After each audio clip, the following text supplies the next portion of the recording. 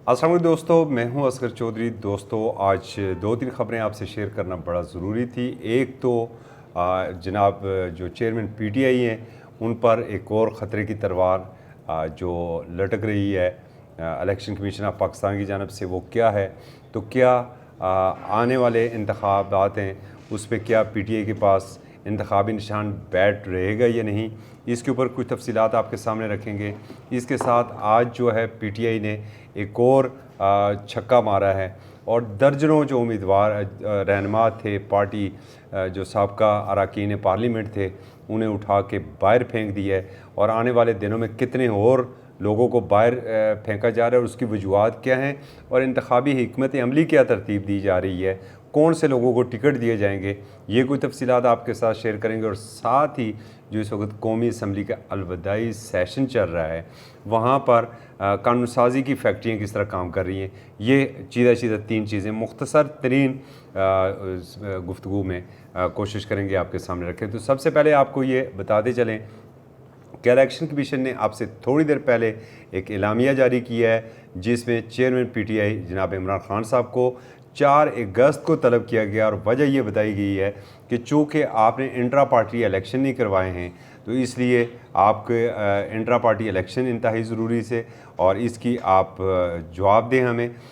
चूँकि जो जून है, जून में इंट्रा पार्टी इंतखाबात होने थे, लेकिन जो 9 मई के वाक़यात हुए हैं उसके बाद ज़ाहिर है पीटीआई के लिए वो माहौल ही ऐसा नहीं था, क्योंकि रोज़ाना जो प्रेस क्लब की एक मखसूस जो कुर्सी है वहाँ पर प्रेस कॉन्फ्रेंसें हो रही थी और असद उमर साहब जैसे जनरल सेक्रेटरी जनरल की नशस्त वाले लोग भी अगर पार्टी को छोड़ रहे थे तो फिर इंट्रा पार्टी इंतखाबात कैसे होते, ये वजूहत थी। अब ख़तरात बढ़ गए हैं कि कहीं ऐसा तो नहीं है कि इस वजह से तहरीक इंसाफ ना तो इंतखाबात में हिस्सा ले सके और ना ही उसे इंतखाबी निशान बैठ मिल सके। ये अब फैसला पता चलेगा 4 अगस्त को कि 4 अगस्त को इलेक्शन कमीशन ऑफ पाकिस्तान इस हवाले से क्या फ़ैसला करता है।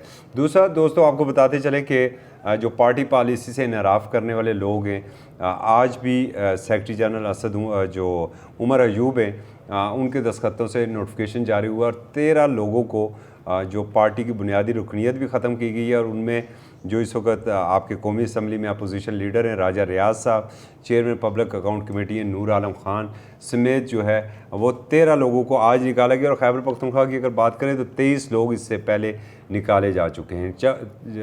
जबकि हमारे जो ज़राए कह रहे हैं, जो पीटीआई के ज़राए हमें ये बता रहे हैं कि सेक्रेटरी जनरल को सूबाई सदूर पंजाब इन खैबर पख्तूनख्वा की जानब से बाज़ ऐसे अरकान के शवाहिद भिजवाए गए हैं, फ़हरिस्तें भिजवाई गई हैं जो कि खुफिया तौर पर दूसरी पार्टियों के साथ राब्ते में थे।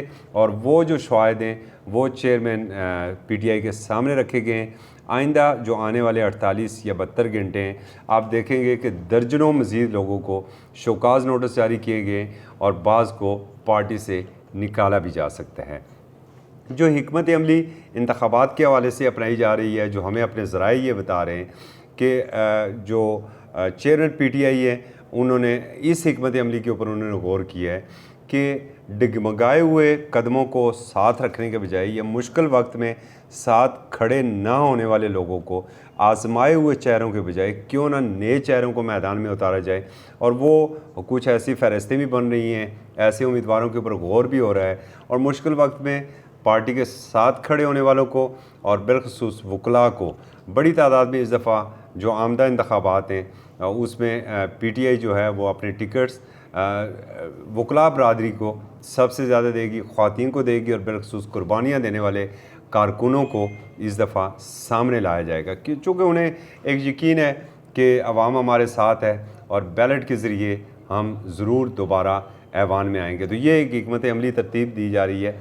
साथ ही पीपल्स पार्टी ने भी अब जो है वो इंतखाबी मैदान में उतरने का फ़ैसला किया है। इस हवाले से बिलावल भुट्टो ज़रदारी साहब ने टास्क दी है कि अवामी जलसों का इनेकाद और वो अगस्त से ही होगा और सबसे पहले खैबर पख्तूनख्वा में एक जलसा करेंगे वो।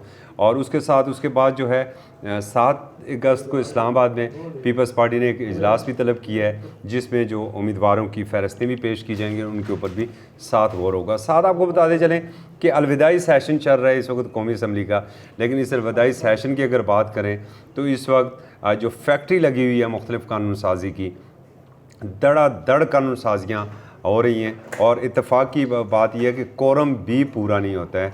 कोरम इंतहाई ज़रूरी है कि जो 3/4 1/4 वहाँ पर मौजूद हों। 342 का ऐवान है, 87 तो लाजमी होने चाहिए, मगर हालत यह है कि बसा औक़ात 11, 22, 33 और आज 44 लोग थे जब धड़ाधड़ बिलखसूस electronic media regulatory authority bill समेत यूनिवर्सिटीज़ के बिल थे, और कल जिस तरीके से जो बिल गुज़श्ता रोज़ मंजूर हुए हैं, तो कोरम ना होने के बावजूद धड़ाधड़ कानून साजी हो रही है। पार्लिमानी गुलाम गर्दिशों में ये भी बात इस वक्त ज़ेर बहस है कि निगरान वज़ीर-ए-आज़म कौन होगा। कुछ ज़राए ये भी दावा कर रहे हैं कि इसहाक डार साहब तो ड्रॉप हो चुके हैं, तो हफीज़ शेख साहब का भी नाम आज सामने आ रहा है कि हफीज़ शेख साहब को शायद जो है वो जो तोता फाल है वो हफीज़ शेख के नाम के ऊपर भी निकल आए। इसके साथ ही चूँकि चल चलाओ है, तो चल चलाओ जब होता है तो पार्लियामान की रौनकें भी दोबाला हो जाती हैं। पब्लिक अकाउंट कमेटी भी काम कर रही है। आज कुछ नैब के मामलात थे और उसमें जो चेयरमैन नैब और कुछ डीजीज़ जो हैं वो शरीक नहीं हुए थे, और साथ ही अरकान पार्लियामेंट की बदअनान जो गबन है या उनकी जो नैली है, गफलत है, उनके ऊपर जो इल्ज़ामात है, कोई एक लिस्ट मंगवाई गई थी और वो नामुकम्मल लिस्ट आज आपके सामने आई थी। तो आप तक के लिए इतना ही, कल कोशिश करेंगे कोई नई अपडेट इसी तरह आपके सामने रख सकें। इजाज़त दीजिए, अल्लाह हाफ़िज़।